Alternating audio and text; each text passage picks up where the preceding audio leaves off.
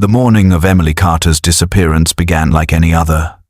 The air heavy with the late summer heat that hung stubbornly over the small Midwestern town, as if reluctant to let go of the season.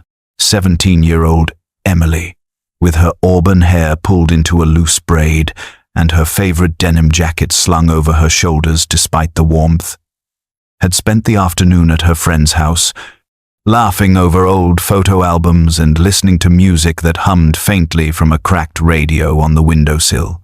When the sun began to dip low and the sky shifted into soft shades of lavender and orange, she gathered her backpack and said her goodbyes, assuring her friend she would see her the next morning at school. She stepped out into the dusky evening, her sneakers crunching lightly on the gravel as she followed the familiar path home, a route she had walked countless times before without fear. Yet this time, something felt slightly different, though no one would realize it until much later. A neighbor remembered seeing her at the corner by the general store, pausing to tie her shoelace before continuing down the road that led toward her mother's house. Another recalled the sound of footsteps and the faint jingling of keys as she passed near the old churchyard, her silhouette briefly framed against the glow of the setting Sunday. But after that, she simply vanished. When she did not arrive home, her mother Diane felt an immediate knot of dread settle in her chest, a mother's instinct that told her something was terribly wrong. She paced the kitchen, checking the clock again and again, each minute stretching into an unbearable eternity, until finally she called the police. By the time officers arrived, darkness had fully draped itself over the town, and the search began with flashlights cutting through the tall grass along the roadside, and dogs sniffing at the edges of the woods. For days, volunteers combed fields and creeks, the sound of shouted names echoing against barns and silos, but nothing surfaced. Posters with Emily's face appeared in store windows, her auburn hair and wide green eyes frozen in time, while whispers spread through diners and church pews, each rumor more cruel than the last. Some said she had run away. Others hinted at secrets. But Diane knew in her bones that her daughter had not chosen to disappear. In the fading light of 1999, Emily Carter's absence became the beginning of a wound that would fester for decades, a story that would haunt every corner of the town until the truth was finally unearthed. Diane Carter sat at the kitchen table in the dim light of a single lamp, her hands wrapped around a cold cup of coffee that she had poured hours earlier but could not bring herself to drink, her eyes fixed on the clock as if staring long enough would somehow bring her daughter home. In the first frantic hours after Emily vanished, she had clung to the hope that there was a simple explanation, perhaps a missed bus or a stop at a friend's house. But as the minutes stretched into hours and the hours into days, that fragile hope crumbled beneath the weight of silence. The authorities told her what she already dreaded to hear, that girls her daughter's age often ran away, that perhaps she had grown tired of small-town life or had quarreled with her mother. But Diane refused to accept their hollow reassurances, because she knew Emily better than anyone. Emily was quiet, thoughtful, with a heart that carried both gentleness and determination, the kind of girl who remembered to feed the neighbor's cat when they were away, and who still left notes on the fridge reminding her mother not to skip meals. She was not a runaway. She was not reckless, and she would never simply vanish without a trace. Diane went door to door with a photo clutched tightly in her hand, her knuckles raw from knocking, her voice hoarse from asking the same desperate question again and again. "Have you seen my daughter?" Some neighbors comforted her with sympathetic words and casseroles, but she could see the doubt in their eyes, the way they whispered once she turned her back, their pity beginning to sour into suspicion. She plastered Emily's picture on telephone poles, grocery store bulletin boards, and gas station counters, her determination fierce even as the papers curled in the wind and the ink ran with rain. The police grew impatient with her constant calls. their tones clipped, their voices telling her without saying the words that she was becoming a nuisance. But she could not stop. Not when the image of Emily's empty bed tore at her every night. Not when her daughter's laughter echoed in her memory, reminding her of what she had lost. As months passed, the town's sympathy dulled, conversations about Emily fading into the background like an old song. But for Diane, the absence grew sharper, a wound that refused to heal. Every shadow in the street, every unfamiliar car that slowed near her home, filled her with both dread and hope, as if perhaps Emily might appear again, though deep inside she feared the truth was far darker. The weeks after Emily's disappearance turned the quiet Midwestern town into a nest of whispers, the kind that lingered in grocery aisles and hushed corners of church halls, growing louder with every retelling, each word sharpened with judgment rather than compassion. Some claimed Emily had been hiding a secret boyfriend, an older man who had swept her away from the confines of small-town life, painting her as a restless girl yearning for escape, while others suggested she had stumbled onto something she was never meant to uncover, perhaps a scandal involving someone powerful, and had been silenced for it. For Diane Carter, each rumor felt like a blade, twisting deeper into the wound of her grief, because none of it sounded like her daughter. None of it captured the girl who stayed up late helping with chores, who laughed at old sitcoms beside her mother, who wrote in journals with neat loops of handwriting about dreams of studying art in college. Yet the townspeople who once embraced Diane with casseroles and candlelight vigils began to look at her differently, their eyes sliding away when she passed, their voices dropping into pitying tones, as though her refusal to accept the runaway narrative proved she was delusional. At the diner, she felt the stairs press against her back as conversations hushed the moment she entered, as if her grief were contagious, something best avoided. At the post office, she overheard two women mutter that maybe Diane had been too strict. Maybe Emily had run away to escape her mother's suffocating love, and Diane had to swallow the scream rising in her throat. Silence, she discovered, was just as cruel as gossip. For the neighbors who once knocked on her door with offers to help search had retreated into quiet avoidance, ashamed of the way the case dragged on without answers, unwilling to confront the reminder that a girl could vanish from their very streets without explanation. The sheriff stopped returning her calls promptly, and when she cornered him one afternoon, his weary sigh told her he had moved on, convinced Emily was gone by choice, leaving Diane isolated in her certainty. At night, when the town settled into comfortable sleep, Diane sat awake with the radio turned low, her hands trembling as she traced the edges of Emily's photograph, whispering promises into the dark that she would not stop searching, even if every voice around her insisted she was clinging to shadows. By the early months of the year 2000, the once urgent search for Emily Carter had slowed to a painful crawl. The flurry of flashing lights, search parties, and frantic knocks on doors reduced to a quiet that felt heavier than noise, as if the town itself had decided to bury the truth beneath silence. The posters that had once been plastered on every telephone pole and shop window now hung in tatters, their colors bleached by the sun and their edges curling in the wind. Emily's face fading into a ghostly outline that few bothered to notice anymore. The volunteers who had once combed through fields and woods with flashlights and clipboards gradually drifted back to their own lives, their promises of "we'll keep looking" lost in the tide of routine, until Diane was left alone with her relentless determination. The police, who in those early days had spoken with urgency and conviction, now barely answered her calls. Their voices clipped and rehearsed as they reminded her that cases like Emily's often went unsolved, that she had to prepare herself for the possibility that there might never be answers. But Diane refused to surrender to their defeat. She clung to every detail, revisiting the timeline again and again in her mind, replaying that final walk her daughter had taken, as though by sheer will she might unlock something the authorities had missed.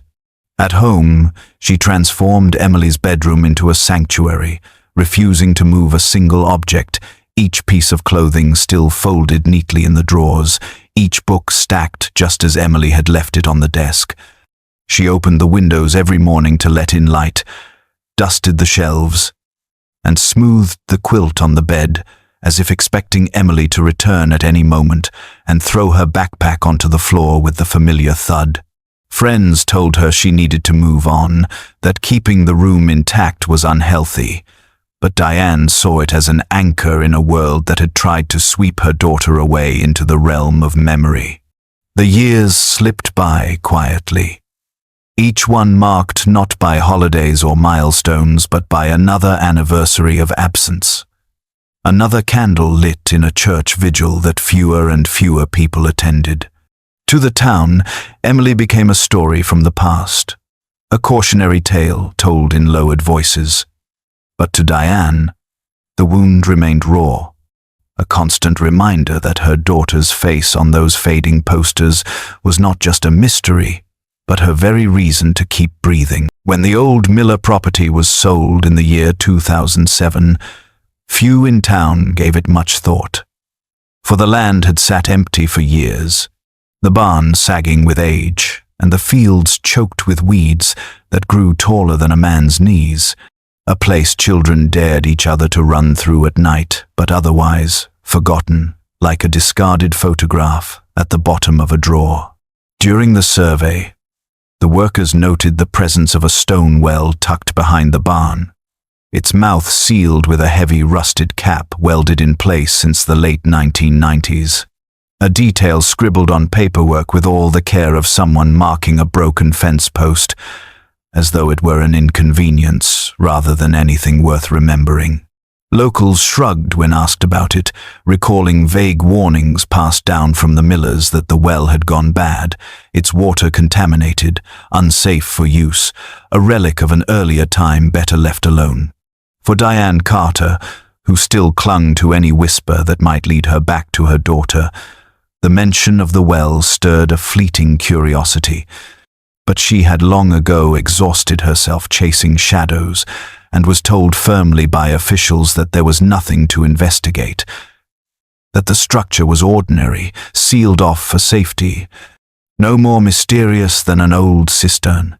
And so it sat there through the seasons, the stones gathering moss, the cap rusting deeper into a reddish brown that stained the edges like dried blood, unnoticed beneath the wide sky. Teenagers used it as a landmark when sneaking onto the property, laughing as they carved initials into the stones, never realizing the weight of what lay beneath their hands. Rain pooled around it in the spring, and in the winter it was buried beneath snowdrifts, its presence more absence than feature. No one thought to question why it had been sealed so thoroughly, why a farmer would go to such lengths for a structure that could have simply been covered, and the silence surrounding it became part of the land's forgotten history. In a town that had grown accustomed to unanswered questions, the well blended into the background, another closed door in a place where too many doors had been shut against the truth.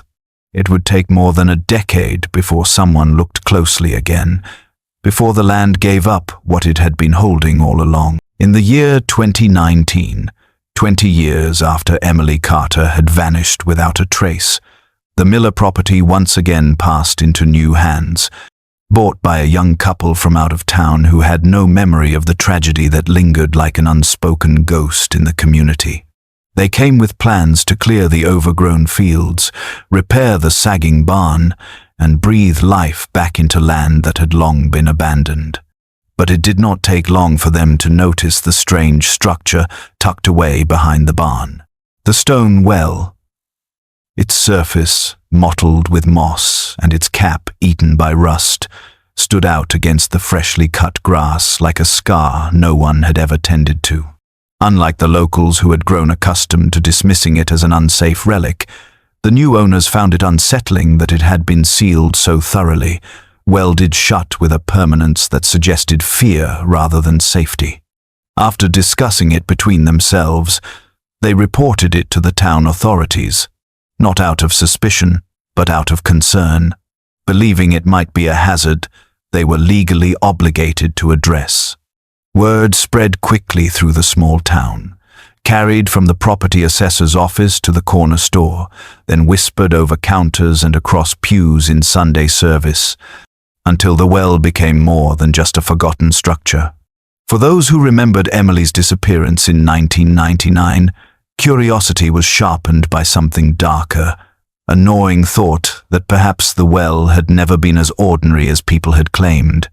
Diane Carter, now older and marked by 2 decades of grief that had hollowed but not broken her, felt her heart stutter when she heard of it, a chill washing over her as though fate itself had shifted.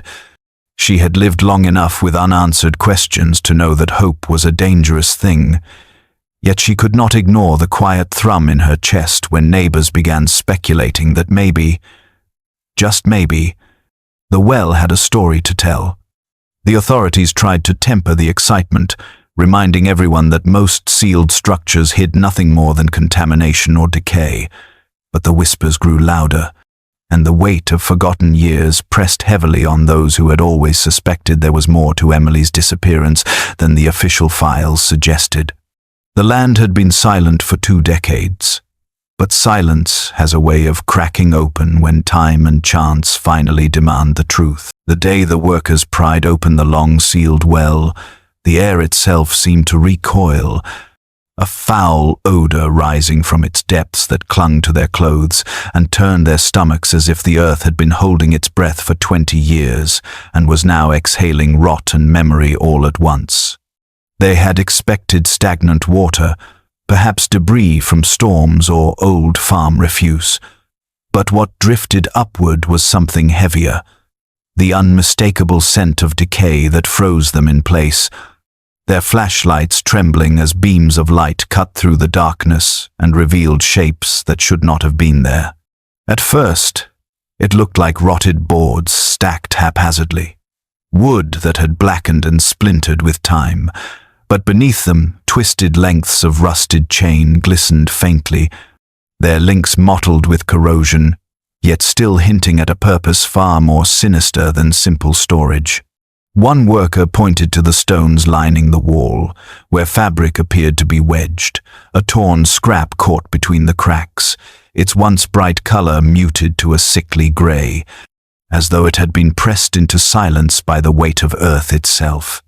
Panic spread quickly among the crew, their voices low and urgent as they debated whether to keep looking or to back away entirely, the sense of dread so palpable it seemed to thrum in the air like a heartbeat.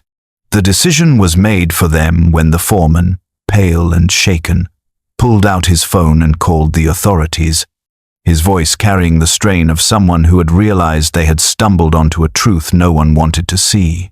Within hours, sheriff's deputies arrived, their cruisers stirring dust as they lined the old property.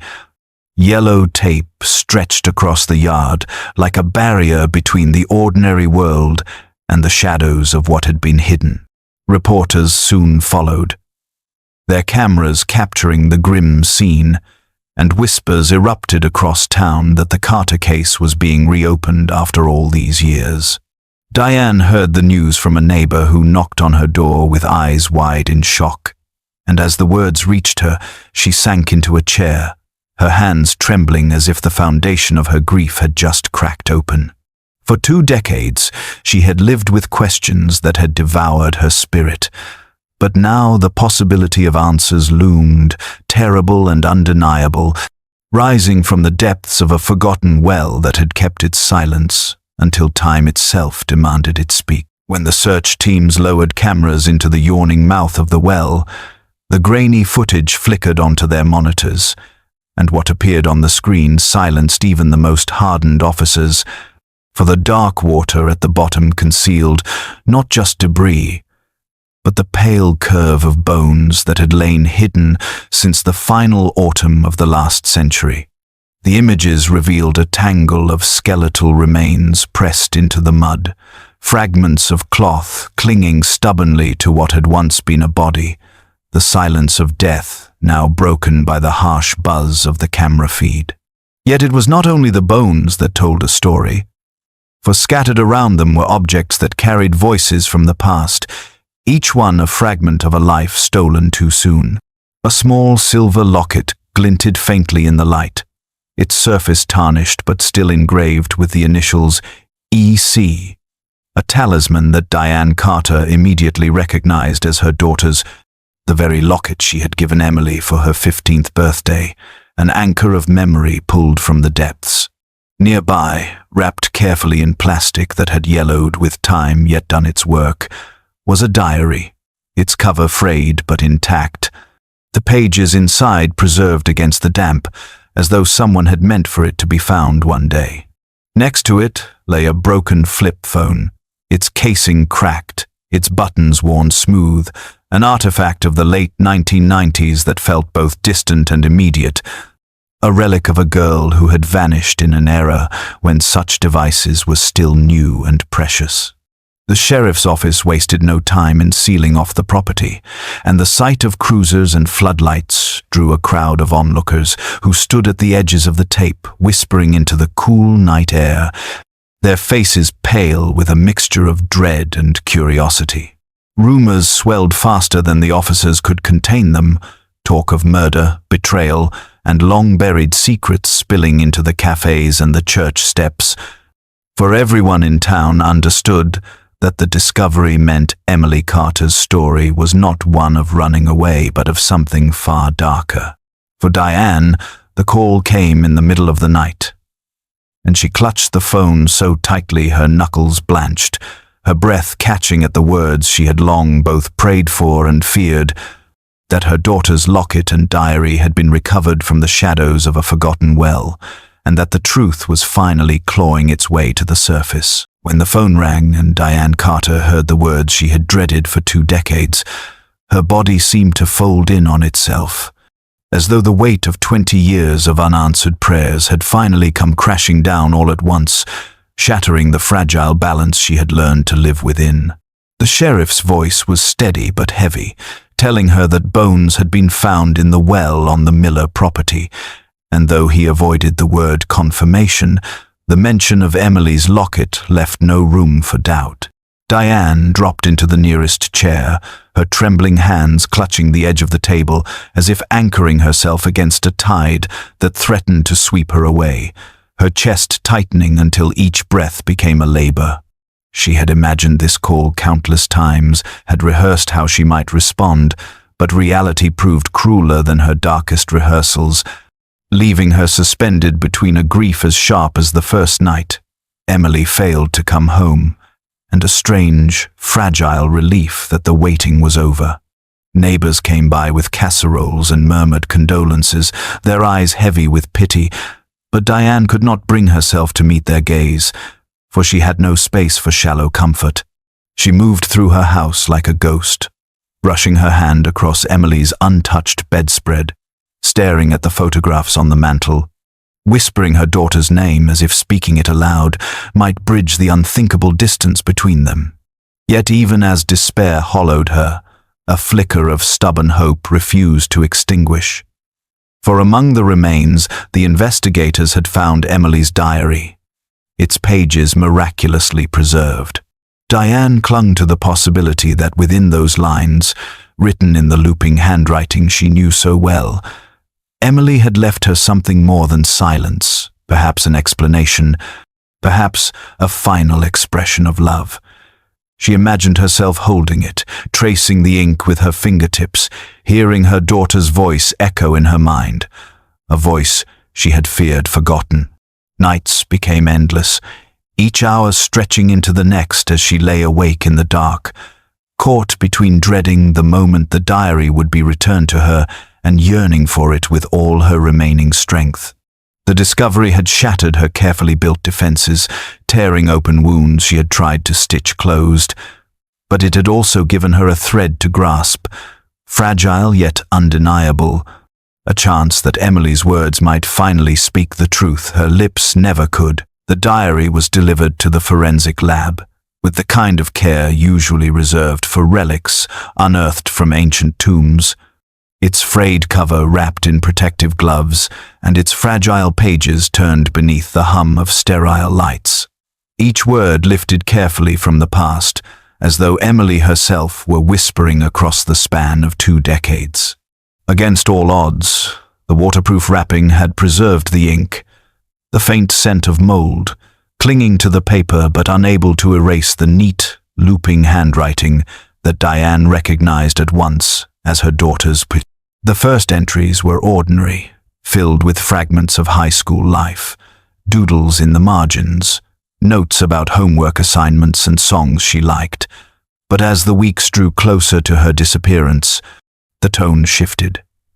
The handwriting shaky and uneven, the words thick with unease. Emily wrote of how she often felt watched, of footsteps she thought she heard behind her when walking home, of shadows that seemed to linger longer than they should. She described her fear of a man who drove a pickup that she noticed more than once, parked near her school, a man she did not know but whose presence unsettled her enough that she wrote his description in the margin, the careful detail of a frightened girl trying to make sense of her dread. The more investigators read, the clearer it became that Emily had sensed her own danger, that she had been waving silent flags no one had seen. For Diane, the first time she held the diary in her trembling hands, the weight of it nearly broke her, because within its pages her daughter's voice lived again, carrying the honesty and fear that had been trapped in that well for 20 years. She traced each line with her fingertip, her breath catching at the way Emily had described her love for her mother in scattered sentences, reminders to herself to buy flowers for Diane's birthday, a note about how she wanted to make her proud. But woven among these tender confessions was the growing certainty that someone was after her, that she could not escape the feeling of being stalked. And when she wrote his name at last, the ink darker as if pressed with more force, Diane felt the ground shift beneath her. The diary was not just a relic. It was a testimony, a haunting voice finally allowed to speak, guiding them toward the man Emily had feared most. The name scrawled in Emily's diary sent a jolt through the investigators, for it was not a stranger from some distant place, but Alan Miller, the very man who had owned the property where the well stood, the same property under which her remains had now been discovered, and though the ink of her handwriting had faded with time, the accusation burned as though it had been written yesterday.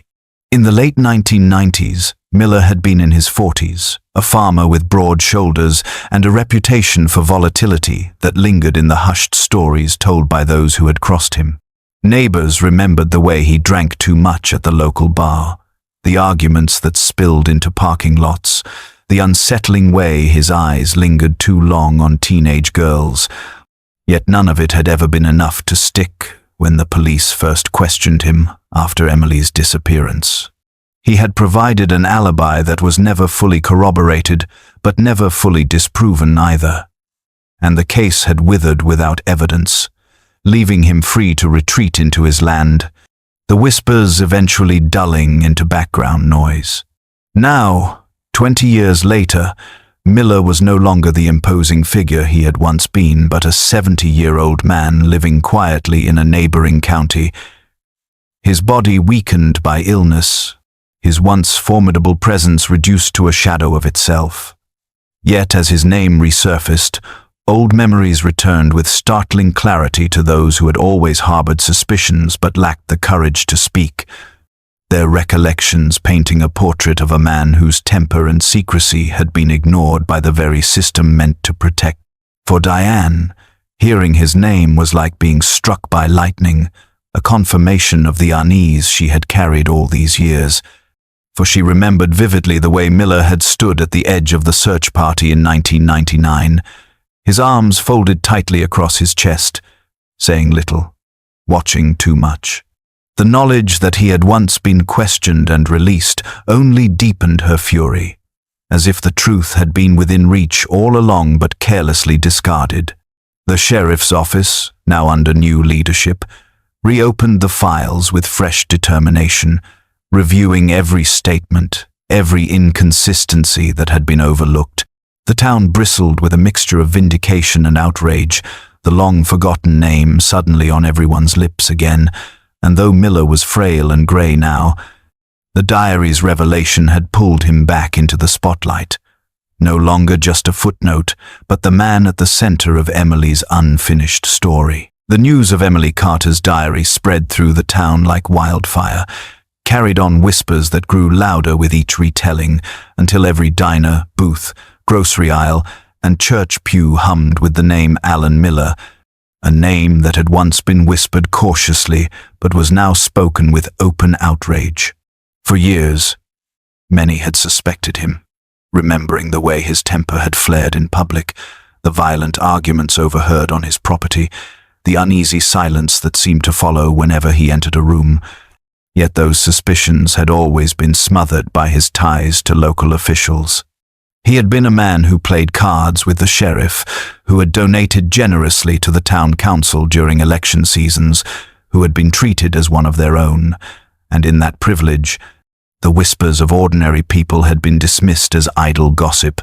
Now, with Emily's words preserved in ink, his name etched clearly as the man who had followed her, the town was forced to confront the uncomfortable truth that it had chosen silence when it should have demanded answers. Old wounds split open as people remembered the search of 1999, the volunteers who had walked past Miller's fields without daring to question him, the mothers who had clutched their daughters closer but said nothing aloud. The weight of that silence bore down now with suffocating force, leaving many to wonder how much of Emily's suffering could have been prevented if someone had spoken louder, pushed harder, refused to bow to Miller's reputation. Diane, though hollowed by grief, found herself approached by people who confessed their long-held doubts, their apologies trembling with guilt, and she listened with a mixture of rage and resignation, for apologies could not bring her daughter back. The church held vigils again, candles flickering like echoes of the ones that had burned out years before. But now the faces gathered there were older, wearier, and heavy with the knowledge that their complicity had helped bury a truth that might otherwise have been unearthed sooner. Children who had grown up with Emily's story as a warning now listened to their parents speak openly of the suspicions they had once been too afraid to voice, their innocence stripped by the realization that adults had known more than they admitted. The diary had made it impossible to hide behind excuses, and the town, once proud of its unity, now felt fractured under the weight of its collective failure, each person forced to reckon with the silence that had protected a monster in plain sight. The arrest of Alan Miller unfolded in the grey light of an early morning in the year 2019, when police cruisers rolled down the cracked road that led to his modest house in the neighbouring county, their sirens silenced, but their lights flashing in steady rhythm, bathing the quiet street in alternating washes of red and blue. Neighbors peeked from behind curtains as the frail 70-year-old man shuffled to the door, his once imposing frame reduced by illness, but his eyes still carrying the coldness that many remembered from years past. The officers read him his rights while slipping the cuffs around his thin wrists, and though he moved slowly, there was no resistance. No protest beyond the muttered words that no one could quite hear. News spread within hours, traveling faster than the official statement ever could, and the town that had lived with 20 years of rumors now found itself stunned into silence, realizing that the truth had been buried not in some distant place, but in the soil beneath their very feet.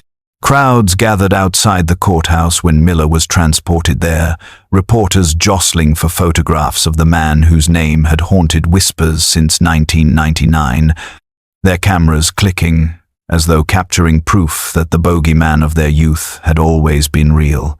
For Diane Carter, watching the televised footage was both vindication and agony, for the face of the man who had stolen her daughter appeared weary and diminished, yet it was the same face she had seen years earlier, standing at the edge of the search party, his arms folded, his expression unreadable.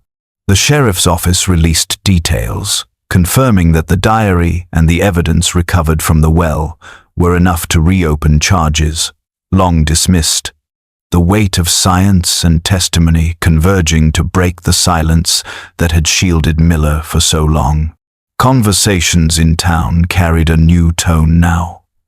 Not of speculation, but of reckoning, for people could not escape the knowledge that they had lived side by side with a man capable of such darkness, had walked past his farm, nodded at him in church, and allowed themselves to believe the story that Emily had simply run away.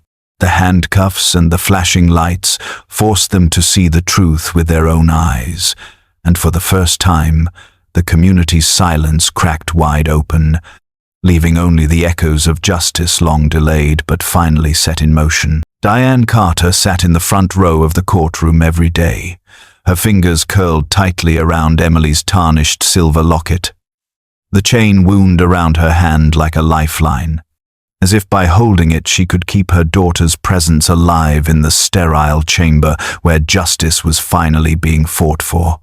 The trial unfolded slowly, piece by piece, each testimony peeling back layers of silence that had suffocated the truth for 20 years, and with every witness called, Diane felt the ache of both fury and vindication gnaw at her. Forensic experts spoke of the bones pulled from the well, of the rusted chains and scraps of cloth that suggested not an accident but captivity, and when they held up Emily's diary, its fragile pages preserved against time, Diane nearly broke into sobs at the sight of her daughter's handwriting displayed before strangers, proof that her voice had survived even when her body had not. Former neighbors stepped forward, their voices trembling as they confessed to memories they had long buried, of Alan Miller's temper, of nights when his shouting could be heard across the fields, of the unease they had felt but never reported because he was connected to men in power. Police officers admitted to the failures of the original investigation, the shortcuts taken, the pressure to close the case quickly, the dismissal of Diane's pleas as the desperation of a mother unwilling to face reality. Each revelation was like a knife, twisting in old wounds. Yet each also carved a path toward the justice Diane had demanded for so long. She sat tall through it all, though her body trembled, her eyes locked on Miller where he sat frail and grey, his hands shaking as much from illness as from exposure, the mask of respectability he had once worn, stripped bare before the community he had deceived. When the prosecution revealed the connections that had protected him for years, Diane's grief hardened into something sharper, not just for Emily, but for all the daughters whose safety had been sacrificed to convenience and silence. In that room, she was no longer just a grieving mother, but a figure of defiance, the embodiment of refusal to let the truth die with her child. And when the verdict finally came, guilty on all counts, Diane closed her eyes and pressed the locket to her lips, knowing justice had arrived too late to save Emily. Yet it had come nonetheless, a fragile but undeniable victory. When the trial was over and the verdict had been spoken, the town turned its attention back to the land where the story had begun, the Miller property, with its sagging barn and the stone well that had for 2 decades guarded its terrible secret. And in the summer of the year, 2020 workers arrived with concrete, shovels, and quiet determination to seal it forever. The day was solemn, not marked by fanfare but by a heavy silence, the kind of silence that hangs over a funeral when words no longer suffice, and townspeople gathered at the edges of the field to watch as the rusted cap was pried free one last time before the hollow mouth of the well was filled with stone and cement. Diane stood among them, Emily's locket pressed firmly against her chest, her eyes fixed on the place that had once been just another feature of farmland, but had become, in truth, her daughter's grave. She thought of the years she had walked past whispers, endured pity, and lived with the torment of not knowing, all while the answer had been hidden beneath her feet, waiting in the shadows. As the final layers of concrete settled, the town council unveiled a simple bronze plaque set into a stone at the site, engraved with Emily Carter's name and the words, "Forever remembered, forever loved," a permanent marker to ensure that she would never again be dismissed as a runaway or forgotten as a rumor. Children from the local school laid flowers at the base, their voices hushed as their parents explained the story, ensuring that the lessons of silence and complicity would not be lost on a new generation. For Diane, the moment was bittersweet. For though justice had finally arrived and truth had spoken after so many years, the emptiness of Emily's absence still carved deep inside her, a wound that no verdict or plaque could heal. Yet she also felt a strange sense of release, as though the earth itself had given back what it had stolen. And though broken, she was no longer trapped in limbo. That night, as the town lights flickered in the distance and the air smelled faintly of cement and summer grass, Diane allowed herself to breathe without the constant weight of unanswered questions. The silence that had haunted her replaced at last with truth. A truth etched in stone where a well once stood, ensuring Emily's story would live on.